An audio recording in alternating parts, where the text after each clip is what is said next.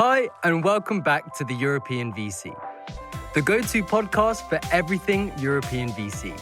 If you love the show, share it with your friends and join our newsletter at eu.vc. Today, we're happy to welcome Julia and René, partner and managing partner at Set Ventures. Julia's mission is to reduce the climate impact of the energy sector through digital innovation together with industry-leading entrepreneurs. René co-founded Set Ventures in 2007. He has 25 years of experience in technology, investing in both deeptech and in energy transition with a background in corporate venturing and venture capital. If you enjoy our content, do support us by hitting the follow button, giving us a review and following the European VC on LinkedIn. Vauban, a Qatar company, is now making it even easier to launch your angel syndicate with their new product called Atom. Angels provide first checks and are an integral component for founders to launch their businesses. With Atom, angels can band together to launch an SPV for $2,000 plus 2% of the raised capital, which is up to $200,000. There's lower fees, more deals, and more equity ownership in the best tech companies. Check it out at vauban.io/EUVC. And don't forget to mention EUVC.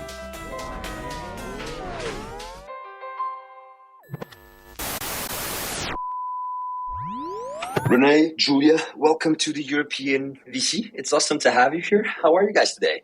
Doing very well. Doing great. Thanks. You too, David. Awesome. I hear you're tuning in from Amsterdam. Am I correct? Yeah. Correct. That's where we both reside. Awesome. I know the weather isn't great, but hopefully we can make it a cheerful and snappy conversation. Before we start, I really want to take the time to hear a bit more about Set Ventures. Set Ventures, if I'm not mistaken, has been around since 2008, roughly. Correct me if I'm wrong, but that's something that very few in our industry can claim, right? And René, I think this is best directed at you as a question, which is, could you share with our listeners, how did Set Ventures come to be? And maybe also, before doing that, just give us a quick intro. Who the hell is René? Yeah, René Savelsberg, one of the co-founders of Set Ventures.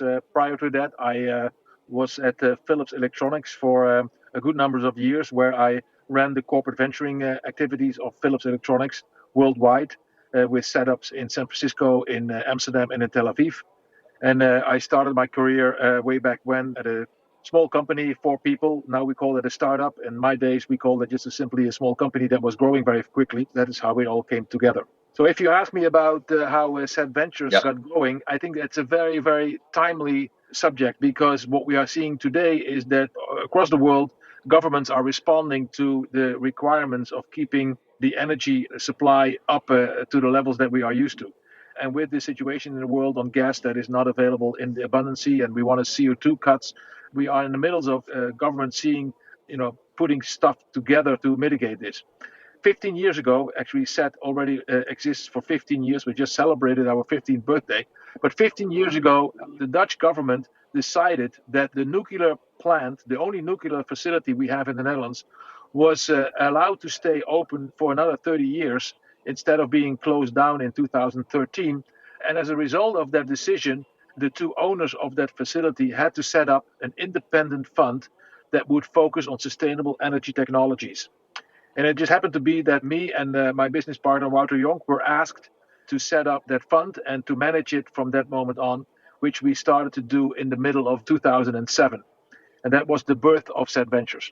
And we always like to ask the question, why Set Ventures? It's SET Ventures. Why that name? Well, actually, I answered it already, because the government asked us to set up a fund that was focusing on sustainable energy technologies. And we thought long about the name, and we just abbreviated it into SET, and that has been a perfect name ever since. And Julia sitting there nodding and thinking, yeah, we could have had a cooler name. This is the coolest we could come up with. And by now it has become a very cool brand because of what we made it into. Yeah, exactly. That's the right way to say it, Julia. So I have another question which goes a bit back in time, which is that, the first round of funds that invested in CleanTech, they weren't exactly well performing. Set Ventures weren't one of those that really broke their neck in that first cohort, if we should call it that. Tell us a bit about, first, of course, also share a bit with the story of the market, but also tell us what is it that allowed Set to come out stronger on the basis of that period rather than killed as most funds were? Yeah, I think it's a very, very relevant question because when Wouter and I started Set Ventures in 2007, quite frankly, we did not know a lot about the energy sector itself. We came out of, Philips, where we both were involved for a long time in doing investments. So the VC game we knew very well, but we did not know very well what was going on in the energy sector. And for the first year, we looked around and we did not make any immediate investments, even though obviously our LPs wanted us to do so. But we wanted to really map out the environment and see what was happening. What we saw that became really the driving force in our thinking about what the strategy should be for Set Ventures was that all the renewable generation was on a path towards a cost down and more efficiency in that space. So wind, solar, and all the other renewable generation was on a way down from a cost perspective. And investing as a VC with a limited amount of money was going to be very challenging in those spaces. Therefore, we took our experience that we had from Philips and said, the critical path for the energy sector to transition is not only to generate power in a different way, in a CO2-free way, but also to be more granular, to include digital technologies and make sure that the business models that the energy world is driving on is going to be different from what it was in the past.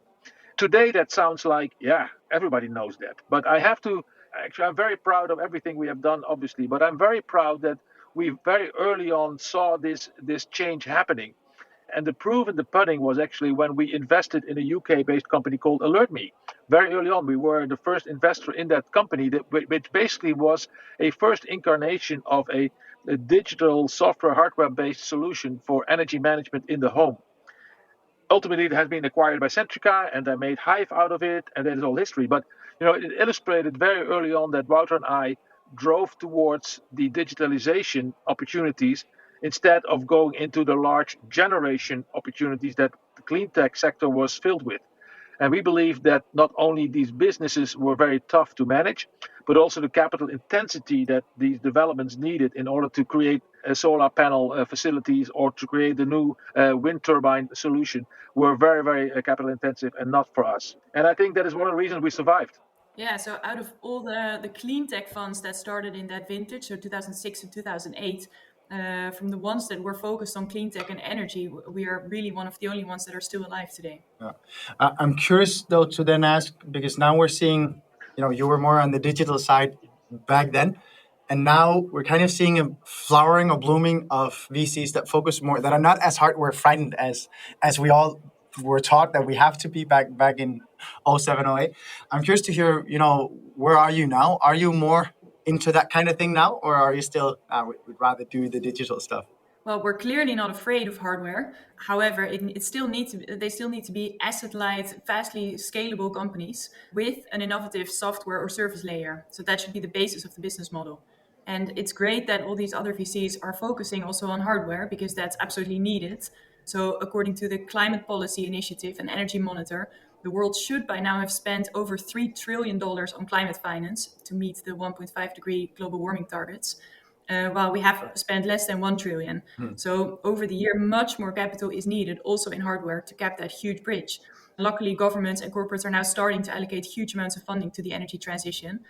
And because of that, we've seen that now about 20% of the physical infrastructure required for the energy transition has been realized, which doesn't really impact the system at all. But over the coming years, the remaining 80% of renewable generation and decentralized energy consumption will be implemented. And this will have a very disruptive effect on the whole system. So it may cause severe power outages and integration issues that everyone in society and every business is basically going to notice from close by. And at Set Ventures, we're still convinced that digital solutions for balancing this whole system are going to be the bottleneck here, and that at least the same amount of money will be spent on that as on the hardware for the energy transition. And those digital solutions, we believe that startups are going to provide the solution for this. I'm curious, you're Amsterdam-based. Your investment thesis, we didn't entirely hear, geo, stage, what type tickets, all that kind of info. Could you give us that just for everyone to understand? Okay, we're Amsterdam-based, but we also have a venture partner in Germany, and we invest all over Europe. Large part, of course, in the Benelux and the DACH region, but we also have several investments in Spain, Scandinavia, and rest of Europe. We typically invest in Series A, but it could also be late seed or Series B. So we call that early growth stage. So when we really believe that the company is ready to scale rapidly in the next 12 to 18 months. And our typical ticket size is between 1 and 5 million euros in the first round. And then we continue to back these companies in subsequent rounds until exit. And fund size? Our current fund, our third fund that we're investing from is 100 million euros. And before that, we had two different funds. So in total, we have 200 million euros under assets under management. And the new fund that we are raising is going to be slightly larger. It's a 150 million fund that we have just started to raise. I was going to ask a question about LP appetite, because I love that we have René and Julie in this call. I'm really, really happy that we managed to do this, which is, René, I'd love to start by asking you LP appetite, 08, 07, 06, right? And today, because now we're seeing, if just by reading the media in venture, right, there's funds popping up in the space all the time, and that is amazing. It's super exciting. But I believe there has been an inflection. But I'd love to hear your take as someone who's been doing this for at least 15 years, right? You celebrated that recently. Yeah. And then, Julie, I'd love to ask you to follow up also with your view. You've also been with the firm for 6 years or so, if I'm not mistaken. But you definitely have a different view, and also, your role in the firm is slightly different. So I'd love to have you both comment on that. When we started in 2007, obviously we were labeled CleanTech, and everything that we were doing was labeled alternative energy. Now, I don't know whether you ever hear the word alternative energy these days. We have. The big difference between now and then is that renewables are not alternatives anymore. They are, the driving force of the transition and accepted as an integral part of how the energy system is working. And that's only going to grow. If you put that in perspective also on where the money is flowing, then we're talking about a completely different story. While in 2007, 8, 9, 10, we still had to explain what we were doing and why. Now it's not a question of why, but only on how and what is our core focus. So we are very happy that we have meanwhile built up a good story. I think we can underpin what we are doing. We have built a track record. We have extended our team dramatically with great people like Julia. And therefore, I think the appetite for the LPs to join a fund like ours should be good, because the sector we're in is obviously very en vogue and in interest right now. The only thing that obviously is not in our control is how the total economic outlook will develop from here on. We are entering into an inflationary environment. Interest rates are going up. We have, a tension in the world. You don't know what that will do with the financial world at large. But I think we are at the right spot at the right time with the right team and with the right message. Yeah, absolutely. That's also what I see in the market. So definitely we're not alone anymore as an energy VC. So the energy transition is now considered the single largest challenge that the world is facing in coming decades. And thankfully, many smart people are investing in this space now. So this challenge is so big that we can only solve it if we all work together with all these other funds. And if you look at LP appetite, clearly there has been a drop. So a lot less investments in general in venture capital and in general in financial markets. But actually, we don't see that in climate tech and especially energy transition, because the budgets and targets for the coming years are so ambitious, especially also in light of the current energy crisis, that huge investments are needed here. And we see that especially institutional investors and family offices have a huge appetite to still invest in this space. Before we jump into the next topic, which is the spotlight on Julie and hearing about Julia's journey, I'd love to just ask you, and I do this every time we bring on a climate tech fund, which is, I want you to talk some truth about this space. Are we seeing too many VCs painting themselves green these days? Are we seeing, too many newcomers to the climate space that have no idea what they're doing? You touched on it in the beginning, René, that you actually had VC experience, but you didn't have much clean energy experience. So you might actually be one of those that would say, well, you don't need to have deep vertical expertise to be able to play this game. But I'd love to hear your perspectives, both of you. Yeah, let me start by saying that the world in 2007 was different than the world now. I think we have touched on that topic particularly. So I wouldn't say that any venture capitalist has a story to play in this energy transition game. So I would definitely say that having experience and know what the developments are and what is possible and not possible in this sector is, I think, a great asset. And that doesn't mean that others cannot, make good choices and help companies to grow in this space. But I think for us, it is one of our selling points that we are a thought leader in this sector where we're going. So I would say there is always overkill in initiatives once the opportunities are starting to look rosy. And that will then be, again, corrected by teams or VCs that will not make a next fund or will show that they didn't deliver on the returns. By the way, that's the same way that happened in the CleanTech sector, when it was hyped as the next VC territory to be in, but it turned out to be much more difficult. I'm not saying that even though the market is large, that it's difficult to make the right choices in this sector. And just stating general terms like clean tech or whatever is not enough to underpin really what you are looking for in a venture that you want to invest in. I remember very vividly that one of our LPs asked us, can you really stipulate why you can connect your vision to what you are able to execute on? And for us, that was obviously that we had a vision that things were going to go in a digital way in the energy sector. And we could prove that we, with our experience from Wouter and myself, working at Philips, where that same thing happened, the whole digitalization of the businesses that Philips was in were influential. That connection made us stand out with respect to this LP, and then many followed. So I think just jumping on the train of the next wave is not enough for a VC to be able to raise capital, nor to deliver on its promises. It takes a little more. It's indeed funny to see how in the past year, tens of new climate funds have been raised in Europe alone, and then more even in the rest of the world.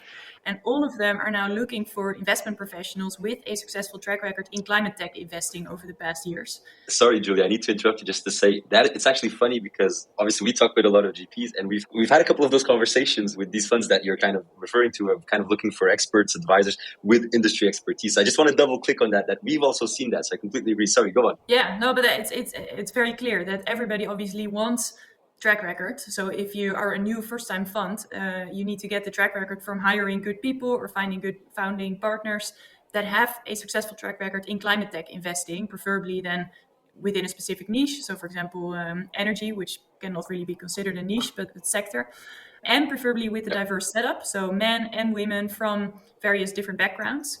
And of course, knowing the history of this sector, I'm aware that there's almost no one fitting that profile. So some very aggressive hunting has been going on everywhere. Friends that I have in the sector, everyone has been aggressively hunted, and some people left and other people stayed where they are.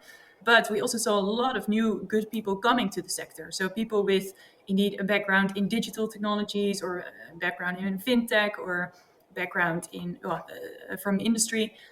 So I think that's a great addition also to the sector. So at Sad Ventures, we are usually considered to be the energy expert or the digital energy expert in deals, but we really like to co-invest with people from a different expertise that can also add to the success of the company. Julia, I think it's great that we put some spotlight on you as well, and I'll say why.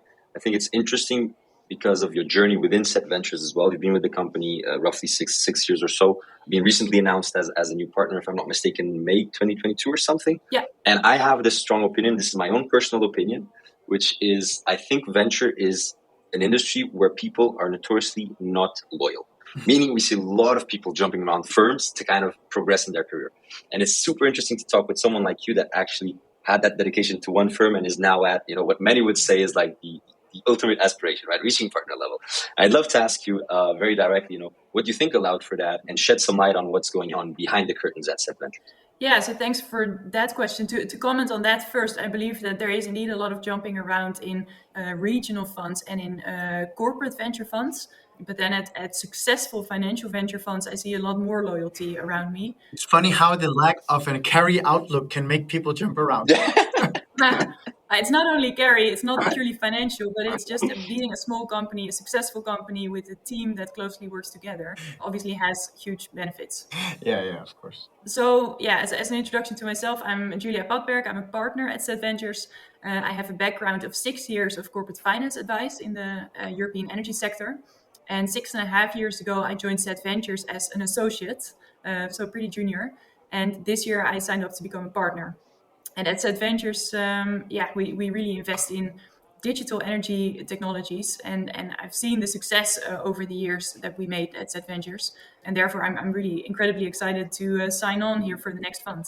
I'm going to let Andreas follow up with the question. I just want to say something that I just remembered. And Sad Ventures, you guys did something that I so much enjoyed. First time we met, it was actually, I think I first spoke with one of your analysts. I think he's an analyst, Armin or whatever. Yep. Then I spoke with René. And I remember that what was really cool is that I asked, could you guys please send us your first deck and your most recent deck? So the 08 deck, and I can't remember exactly when, but the 2022 deck. And I just want to say, we can't really share all the details of that, but I want to say to all of you, it's really cool to see what stayed almost exactly the same just by comparing the documents, and what changed and evolved. And I think that's also something that, Julia, maybe we should talk a little bit about, and René as well, of course, of that evolution of how you build next fund based on the track record of the fund before. You missed out on an opportunity to get, I think, 600 likes or something on LinkedIn, because we just had Point Nine, their founding partner, publish their thesis changing, where he just changed the fund number and the fund size, and that's basically it. And you could have done almost the same. That's a shame, and we all do it for the likes. Everyone knows that. But, yeah. But no, of course, I wasn't there for the fundraising of the first fund, but I was there for the second and third fund, and now for the fourth fund. And indeed, our thesis that the main value of the energy transition is going to be in digital solutions, software and services solutions, that hasn't changed. We're a very strong advocate of that still. René, would you jump into this one and tell us a bit about the development of the firm, both, thesis-wise, but also culture-wise? And then, Julia, you've experienced it from the other side of being an employee all the way up to partner. Mm-hmm. Tell us how that journey has been. But René, kick us off with your leadership reflections on this. Well, first on the thesis side, it was just discussed. I truly believe that you have to build on your experience from one fund to the other and not deviate too much. Obviously, there is things that you, in the next fund, you want to put more emphasis on and leave others out. So it's not just changing the numbers and of the sequence of funds and the amount. It's a little bit more than that, but it can also not be, 180 degrees the other way, because, what are you doing then? And who are you fooling? And so we have been building on that expertise and experiences that we had in the funds and build the story on that. And also we build the team on that. We feel that a good venture fund is not a hierarchically organized organization. We hope that everybody experiences that we have involvement from everybody in the team in every step of the decision making to come to an investment, but also afterwards on how we deal with issues. Obviously, some people are more vocal than others and others are more experienced than others. But everybody, there's an open platform in our weekly meetings to discuss and to bring your opinion. That also means that we hope that people that join us feel that works that way, and that you are getting exposed very early on to everything that has to do with becoming a good venture capitalist, particularly in our case in the energy transition sector. From a portfolio management point of view, because we always forget that actually that's the core of our business, is once you have invested, how do you build companies? We always have a full partnership involvement in that. So all of the partners at SET will take a board seat at the supervisory board level. From there on, we manage our companies and help them to become successful from that perspective. And that is not only limited to partners. There's also people that have been with us, have gained the trust from us, that can take that position. And Julia is a good example of that, who has already had a couple of board seats under her belt and is still now executing on a few more. Maybe starting at an observer role, but also actively also being in charge herself. And that's how we try to build up also experience in the team going forward. And I think that is what we try to do. Yeah, to add to that, I'm really proud to work in this team. As partners, we've worked very closely together over the past years, and I'm by far the youngest, which allows me to still learn a lot from my older colleagues every day. I'm by far the oldest. Yeah, there has to be a difference. Julia, you're not that young. You've been around for quite some time. I'd love to hear your reflections on age inside a team and what the pros and cons of that is, because age does bring different perspectives, right? That is something that I at least think is quite true. Yeah, that's correct. So indeed, my older and more experienced colleagues really still teach me every day on how to help entrepreneurs to scale, bringing a wealth of experience and a lot of examples of how things practically work out if you think of something when you start investing. That is absolutely necessary, I believe, for having a successful venture capital fund. On the other hand, there are, of course, advantages to being younger and having a fresh look at things. For example, not being too skeptical about new technologies, but have an open mind. For example, the pros and cons practically of something like blockchain technology or AI, machine learning. Yeah, as a younger person, you might be a bit more receptive to that. And you don't have the we tried that in 2007 mindset. Yeah, exactly. There's always there could always be a reason to try something again if you have a fresh look. And then also, of course, connecting with entrepreneurs in the ecosystem. It really helps if you have a diverse team with younger and older people, so that you can connect on a personal level with entrepreneurs and co-investors. As I said jokingly, I'm by far the oldest, and it's not only true, but it's also a fact of life that you grow older.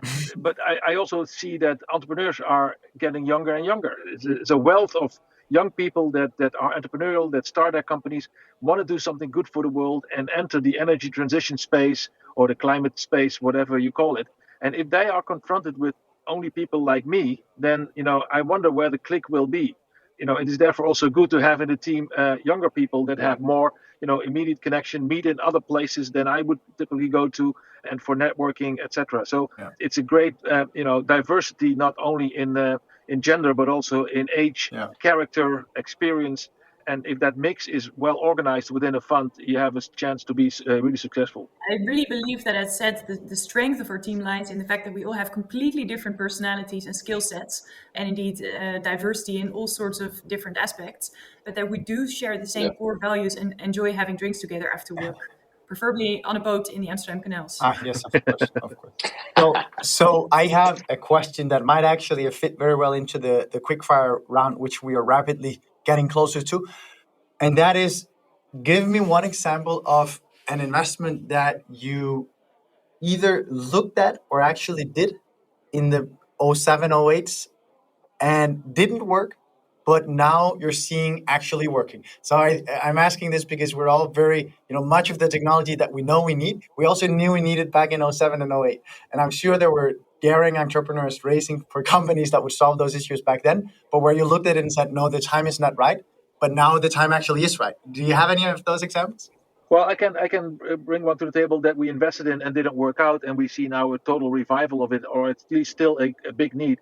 We invested in a solar installer, so a company that bought solar panels and organized from a consumer perspective, customer perspective, how to get these things installed in the right capacity, in the right manner.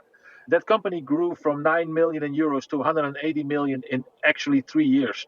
It's amazing. But then, because they were dependent on the subsidies to create the market for solar installations at the end user, they were also confronted with sudden changes in the policies at governments in France, in Italy, in the Netherlands. And suddenly they were stacking up inventory, and the banks didn't allow to finance anymore, and they went bankrupt. So this company fell from a 180 plus million yearly revenue to bankruptcy in 6 months. Wow. And that is a big experience for us to take that into account, how vulnerable you are if you are dependent on subsidies. If we look at today, one of the biggest challenges in the whole energy transition is, who is helping me getting my stuff on my roof and organize it in a way, control it in a certain way that me as an end consumer who is willing to participate in the energy transition have a smooth ride. And there's a lot of companies now popping up trying to do that again. And we definitely have experience here. We have our bruises, but we definitely look at that space as well to be needed. I'll get in contact, René, because we will probably this year or next year change the roof on our house. And I've been wanting to get a solar roof, but I've at the same time thought, there might be a price on the roof, but then how the fuck will I get it up there from someone in Denmark who has no idea how to do that? Guys, we are reaching the end of the episode, and that is when we do the quickfire round. Quickfire round, we ask quick answer questions, 30 to 60 seconds each. And I hope you're ready. And I'm going to start, René, with asking you the first one, which is in climate, energy, sustainability, broadly defined. What areas, sectors, or technologies excite you the most, but that you see other people around you not really that excited about? Well, this is totally out of scope of our fund investment. Perfect.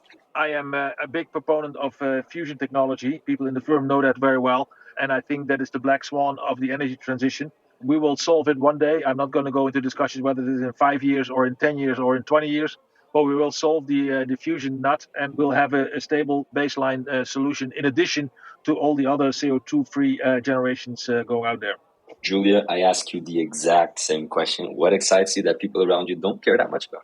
That's a difficult question because I'm of a younger generation that is generally getting excited by stuff that everyone is getting excited about, such as the application of new software technologies like blockchain and deep learning, electric transportation.